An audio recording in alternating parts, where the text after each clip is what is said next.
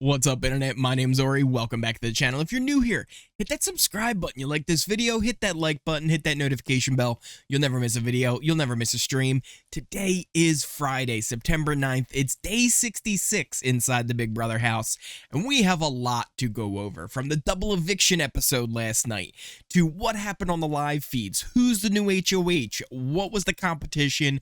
We know a lot of information. I'm going to be breaking it down all for you guys in this video. Before we get to that, let's start with the double eviction episode last night. It was actually a really good one. I think it ranks up there with some of the top double evictions that we've ever seen in Big Brother. The first hour of it was a lot of fluff, if we're being honest. We did get a really good jury segment, though, where we saw a lot, including the Kyle drama and how all that played out inside a jury. So Kyle really didn't shy away from it when he showed up. He kind of said, like, listen, there's a lot that happened, a lot going on. Instead of me explaining it, let's watch it. They started watching the video, and everyone was really confused as soon as they saw Turner won HoH, and that's when Kyle went on to explain everything that kind of happened, his comments, and how that affected everyone inside the house, and everyone kind of lost it. They were all pretty upset with him. Jasmine was very upset. Indy was so upset she had to walk away. She had a really good line, too, about, like, dude, this is 2020, like, 2022, like, we have the internet, educate yourself. She's like, I can't take this, and she walked away. Joseph also very upset and very hurt by it. He's like, dude, I literally only had two alliances. It was the leftovers and the pound. Like, I was so loyal to you. He's like, I don't know if it really even means anything to you, but like the minority Arab kid was fighting for you when we were outside, and then you have this stuff that you were saying.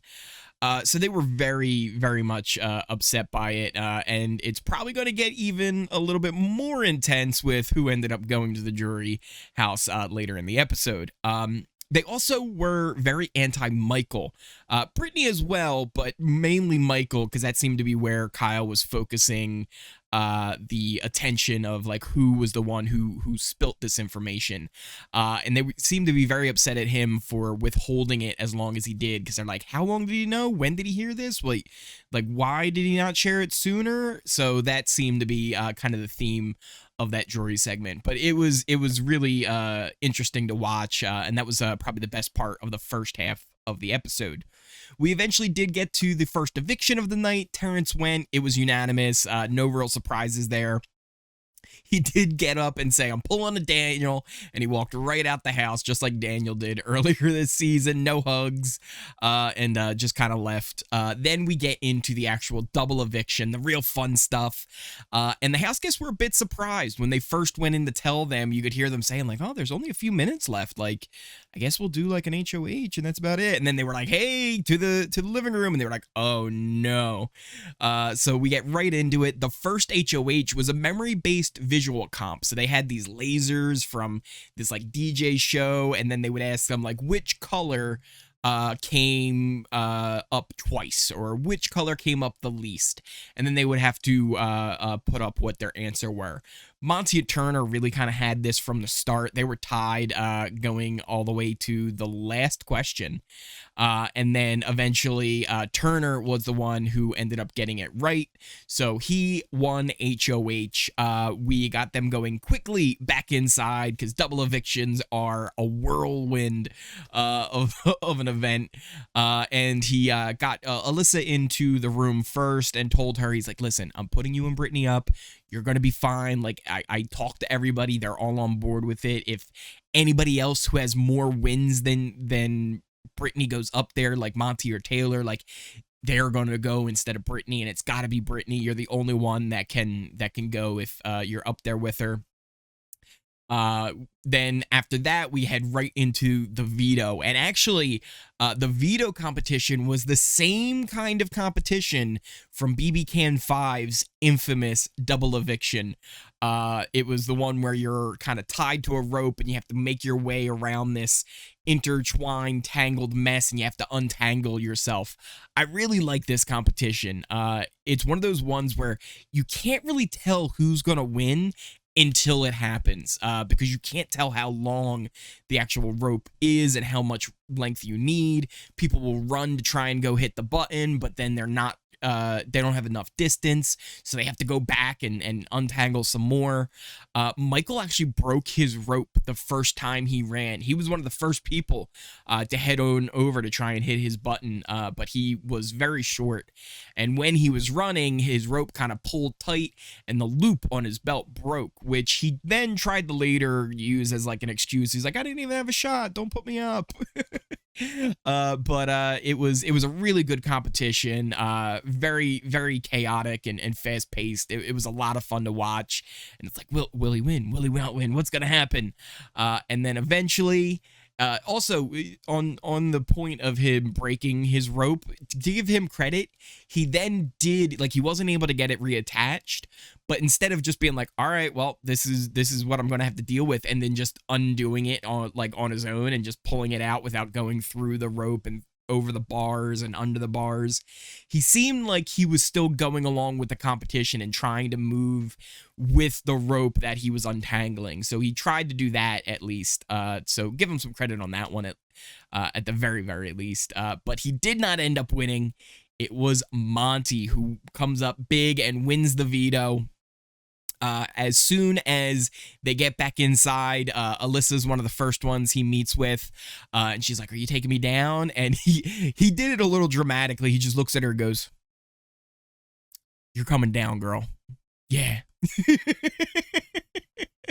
So he tells her that she's taking him down. Turner actually came in after that, and he tells him to, he's like, we're doing this, right? We're taking the shot. I'm taking her down. It's going to be Brittany and him up there, and then we send him out. And he's like, all right, as long as everybody's on board, because if he stays, he's coming after me. And that's what they did. He also apparently, like, was very straight up with Michael. We didn't see it happen on the episode, but in the kind of talks that happened afterwards, it sounds like when he got to talk with Michael, he said, listen, I'm using it, and that kind of started even more chaos, which I can't wait to see how that plays out on Sunday's episode. Now, Turner then did nominate Michael, and as soon as Michael realized he was in danger, he fell apart and was throwing people under the bus left and right. During his speech, he threw Brittany under the bus, saying how she was making final twos with everyone. He said, listen, if you do this, it's going to be on Turner and Monte's resume. Even before Turner put him up, he was like, Turner, you don't have to do this. Like, you don't have to do it. And like was trying to do everything he could to stay off that block, but he kind of knew there was nothing he could do, and he was going to be going to jury and be the next one evicted. He even tried to try and manipulate Turner a little bit, because he's like, Turner, you're putting up a LGBTQ person and all this, and Turner was like, dude, like, come on. So yeah, Michael was definitely flopping around. He was like a fish out of water, just completely struggling, trying to gasp for any breath he could get in the game. And Brittany took it hard. So during his speech, when he's throwing her under the bus, she was just shocked. She couldn't believe that her best friend in the game, her ride or die, was doing this to her. Now, to be fair, nothing he said was a lie. And in a way, I could see a little bit of how this is actually a bit good for Brittany, seeing as they all knew this information already. This wasn't anything he was telling them that was new. He was just kind of putting it out there to be like, keep me, don't keep her, right? Like, she's doing this. You know that she's doing this. And Brittany didn't know that everybody knew. So by Michael saying this, now she knows that everybody knows. So in a way, this could have been a good kind of a thing where it's like, hey, it's in Michael's head, he was thinking, look, it's an attempt to save me, but if it doesn't, it can help Brittany maybe stay a little bit longer. But he was evicted. It was also unanimous. Also left with no hugs. He said, I got one thing to say. And then he just walked right out. He didn't say anything. After the episode, the feeds came back very quickly. We didn't have an HoH yet, but we did get some chats. Monte, Turner, and Alyssa were all kind of chatting in the kitchen, catching up. Alyssa actually first Turner told Alyssa that he was sorry for putting her up, and it had to be what it had to be, and it was the only way it could work, and he knew that she wouldn't go if she stayed on there. And Monte was like, yeah, I was definitely going to use it on you. I wasn't going to keep you up there. You were just on the block like 7 seconds beforehand. But she also told them that Michael told her during the kind of scramble in the campaigns that Brittany was lying about everything, including her job, which that then made me think, all right, well, that's not helping Brittany at all. That was just to help you, Michael. So at first, like during the episode, I was like, okay, Michael is like trying to save himself, but he's also in a way kind of doing Brittany a solid, letting her know everybody knows she's been playing all sides. But then to say that to Alyssa, that was huge, a huge blow for Brittany's game, and we'll see how everything kind of plays out going forward now. And then they also did kind of solidify. They were like, hey, like this is a pretty good group right here. Like final 3, why not? Meanwhile, Brittany and Taylor went to the back room. Taylor was very upset and very hurt by Michael, crying about a lot of it. She kept saying like he didn't realize people were coming after him. He did. He did realize it.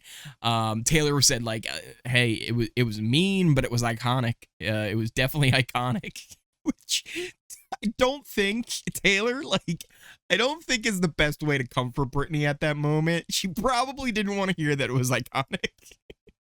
But she also said like, she's like, yeah, I should have been off the Michael train a while ago.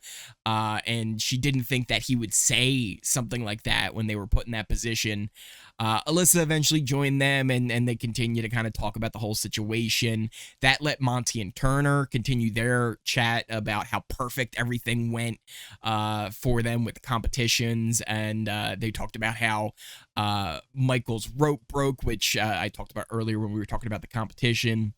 And then everyone started packing up Michael's stuff. Alyssa actually told Taylor about Michael throwing Brittany under the bus too, so she let her know about everything that was going on with the job and all that kind of stuff. And then the feeds finally went down for the HoH competition. They were down for a very, very long time. And I was kind of thinking, it's got to be one of those ones where they go individually, because I can't think of another competition that would take this long that wasn't some kind of endurance comp. And if it was an endurance comp, I would have been very upset that we didn't get to watch it. But it wasn't. It was the black box competition, that one where it's just a completely dark room and you got to have to like feel your way around, find different pieces of some puzzle or something, and take it to another location. It was that competition. Apparently it was like a murder theme. So they started in a lit room, and they had to like pretend that like they got a call from somebody saying there's a murderer on the loose, don't go in the house. And they had to be like, I'm already in the house. They had to go find these like wooden planks all around and board up, I think, 6 different doors. And then whoever was able to do that the quickest was going to be the new HoH. Now, a couple of things. Taylor, she had to tap out very quickly. She said she got very scared during it. There were apparently people in the room like doing like jump scares and things like that. And she said she scares very easily. So at one point she just had to tap out of it completely. Brittany apparently lost by only 9 seconds.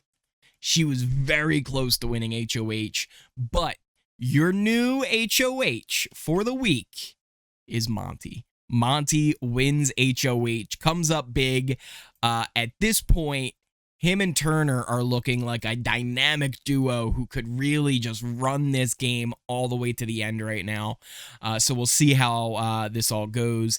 As far as what the plans will be for this week and for who's going to end up on the block, I think his best move And what well, I wouldn't even say necessarily is his best move, because his best move is probably to take out Taylor or Turner, because they're his biggest competition. But I think what his plan is to do, since he's a little bit vulnerable for the next week, which again, it really doesn't matter, because next week you're down to 4, and it's all about who wins veto anyway, so you want to take out the people who are the best competition.